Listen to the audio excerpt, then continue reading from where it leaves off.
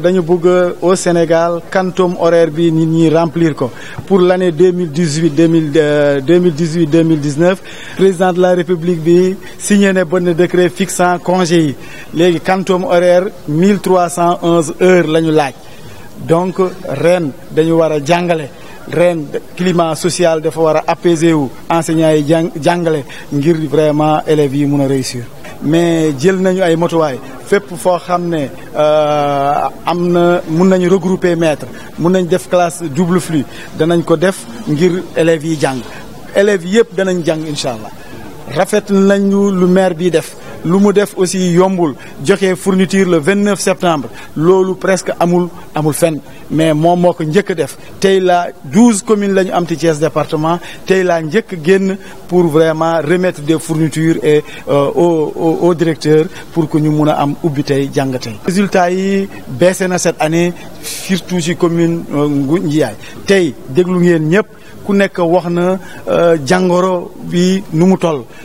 yaakaar naa man jël naa mesure nee naa leen ren incha allah taala directeurs yi danañ def inspection de direction danañu encadrer maître CM2 yi danañu dugg def inspection ordinaire danañ former enseignants yi par des séminaires à travers le curriculum de l'éducation de base et à travers la lecture et les mathématiques tout ça c'est pour relever la qualité de l'éducation au niveau de Thiès département. Monsieur Diallo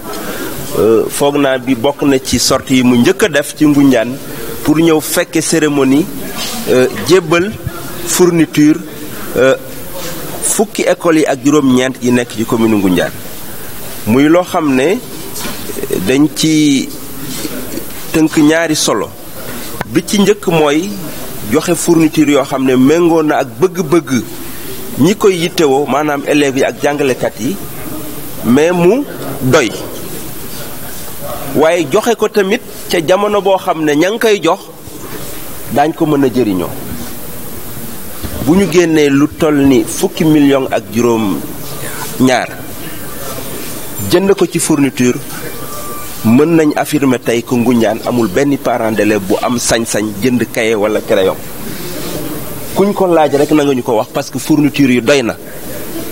li ci des kay moom la ñuy wax ñu saytu ko ba mu mën a jëriñ leneen waaye joxe nañ ko ci jamono boo xam ne yaakaar nañ ne l'école ubbeegul jàngalekat yi sax ubbeeguñu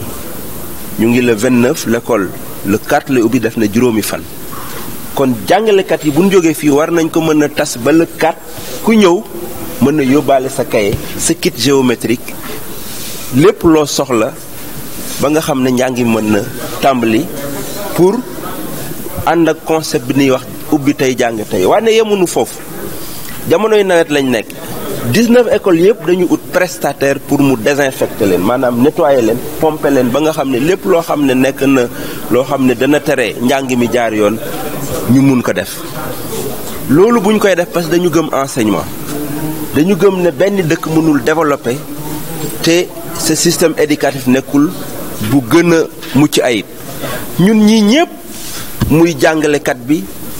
muy monsieur le maire muy journaliste bi muy kilifa yi fi teew yëpp bu ñu doonee dara tey jàngalekat a tax kon njàng dañ ko war a jox àqam te amul benn réew bu mën a développer te tàggatuñu xale yi na mu waree. li ci xaw a ñuul ci soow mi nag mooy Ngoundiane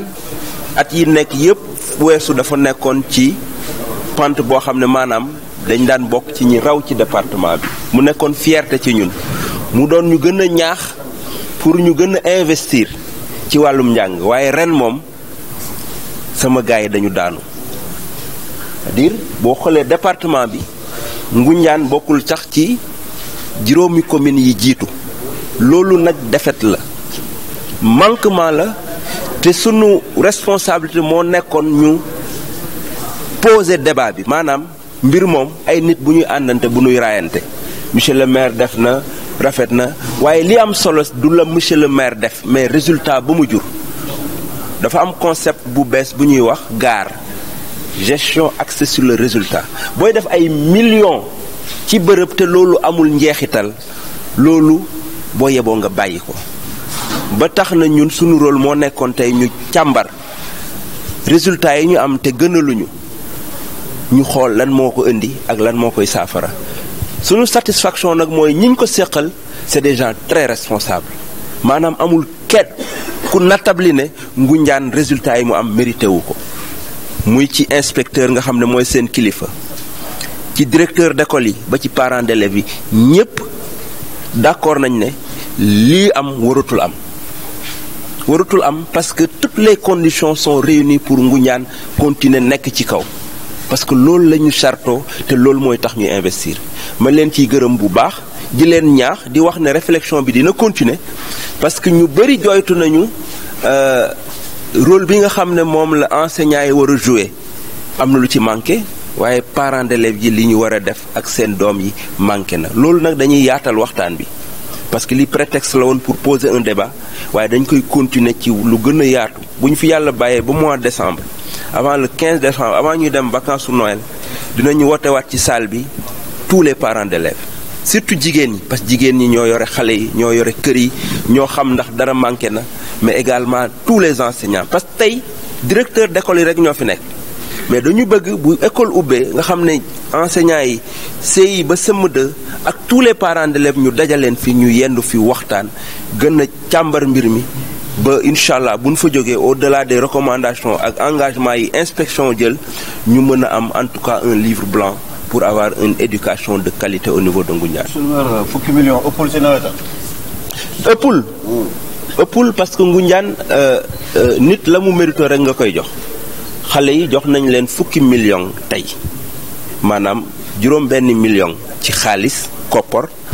ak ñeenti millions yoo xam ne dañ koy jënd ay coupe ay maillot ay blouson ay ballon pour jébbal ko ñi nga xam ne ñoom ñoo yore nawetaan bi parce que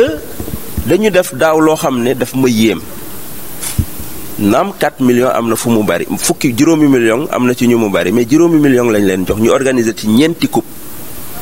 4 grands coupe du maire championnat ak coupe cadette te bu ci nekk dafa tàmbali dem ba jeex amul benn tolof-tolof ñu gis résultat amul benn incident kon loolu bu amee ñu gis seen taxawaay ñu ne dinañ leen gën a jàppale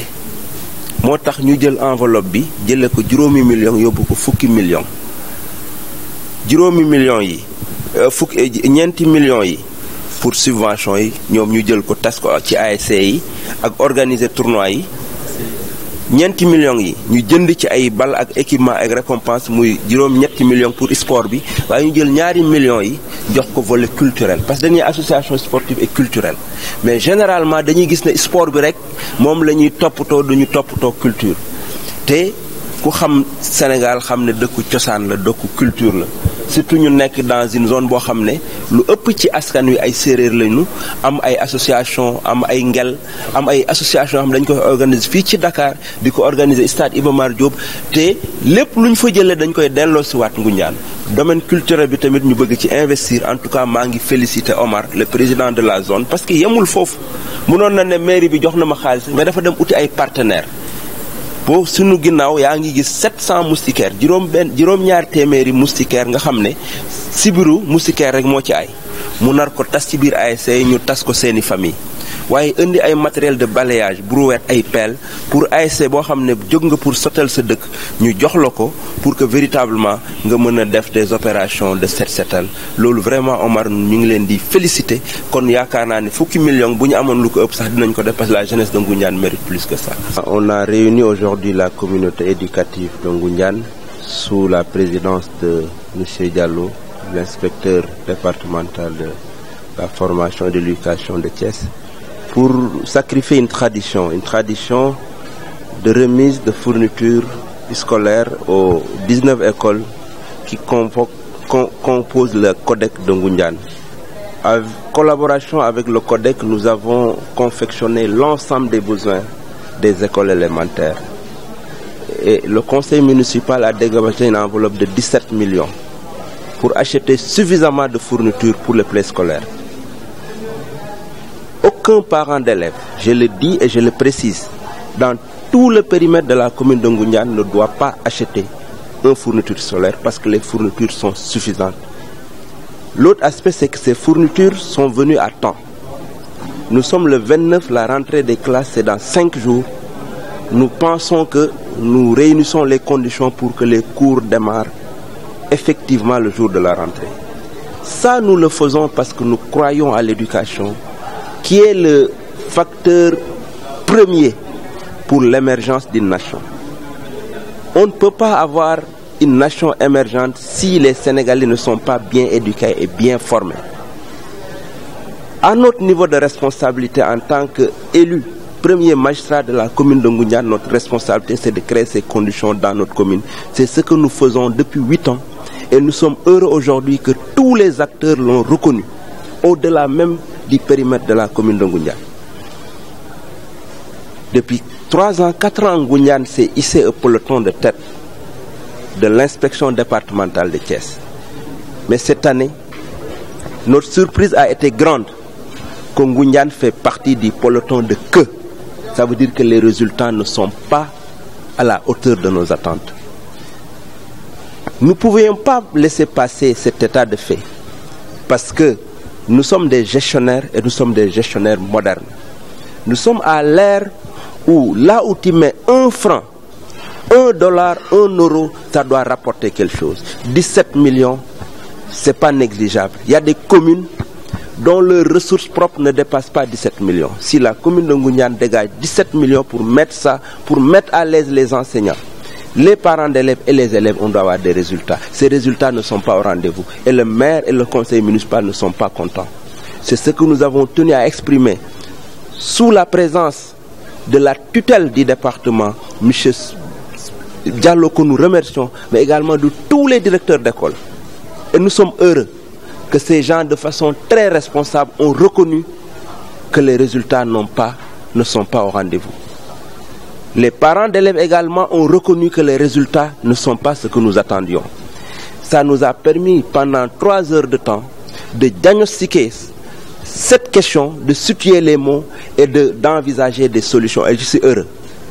Les enseignants ont pris des engagements. Les parents d'élèves ont pris des engagements par rapport en tout cas à la surveillance et beaucoup plus d'attention qu'ils prêteront aux enfants. Et l'inspecteur lui-même a pris des engagements pour beaucoup plus de suivi, d'évaluation, mais surtout d'inspection des enseignants sur tout le périmètre du département de Thiès et particulièrement de la commune de Ngoundiane. C'est pourquoi nous osons espérer que, Inch'Allah,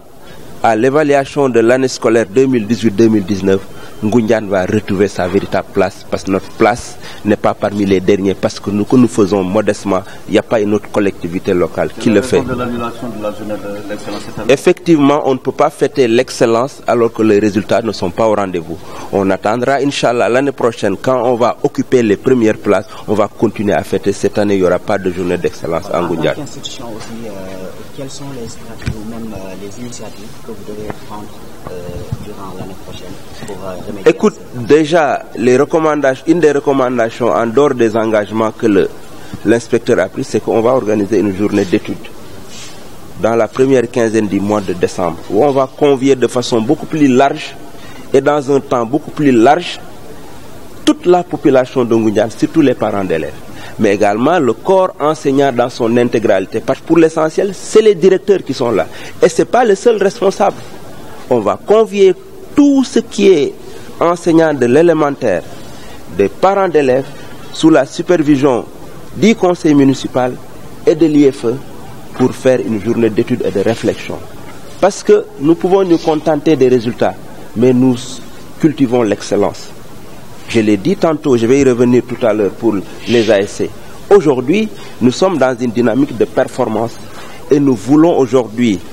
à partir de cette journée, signer un contrat de performance avec le CODEC. C'est une recommandation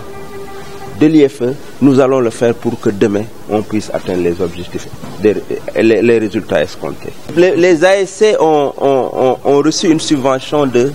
10 millions. L'année dernière, elle était de 5 millions. Et nous avons vu qu'avec 5 millions, ils ont organisé 4 compétitions. Les 4 grands pour ouvrir le championnat, les Nawetan, la Coupe du maire, le championnat et la Coupe cadette. Ça fait 4 compétitions pour une modeste enveloppe de 5 millions. 5 millions peut-être beaucoup, parce qu'il y a des communes qui ne le font pas. mais avec leur génie et leur magnanimité, mais naturellement avec des bailleurs, ils ont réussi avec toute une gymnastique à organiser de façon harmonieuse. Cette année, nous avons multiplié cette enveloppe par 2. De 5 millions, nous sommes passés à 10 millions. Donc 5 millions remis en numéraire aux ASC, non 4 millions remis en numéraire aux ASC, 4 millions pour acheter tous les équipements, coupe, récompenses, survêtements, maillots des vainqueurs, ballons, pour permettre de fêter les finalistes et les vainqueurs. Et 2 millions pour le volet culturel. Parce que la culture fait partie de notre quotidien. Mais malheureusement, les associations culturelles et sportives sénégalaises ne sont que sportives. On a tendance à négliger le volet culturel. Alors que Ngoundiane regorge de talents extraordinaires dans le domaine culturel qui ont déjà fait leurs preuves, nous voulons à travers cette subvention leur montrer qu'ils ont droit au chapitre et véritablement ils ont truc. Donc nous sommes très contents de la jeunesse de Ngoundiane. Nous félicitons le président Omar et toute son équipe qui, en dehors des efforts que le conseil municipal fait, utilise son entre-gens pour en tout cas chercher d'autres ressources. Il va remettre aux ASC aujourd'hui 700 moustiquaires. Vous savez que nous sommes en période hivernale où il y a une épidémie de paludisme qui, en tout cas, est très propice en cette période. Et les familles qui auront la chance d'acquérir ces moustiquaires pour se prémunir de cette maladie qui constitue un fléau à période d'hivernage. Ils ont également pu acquérir sur fonds propres du matériel de nettoiement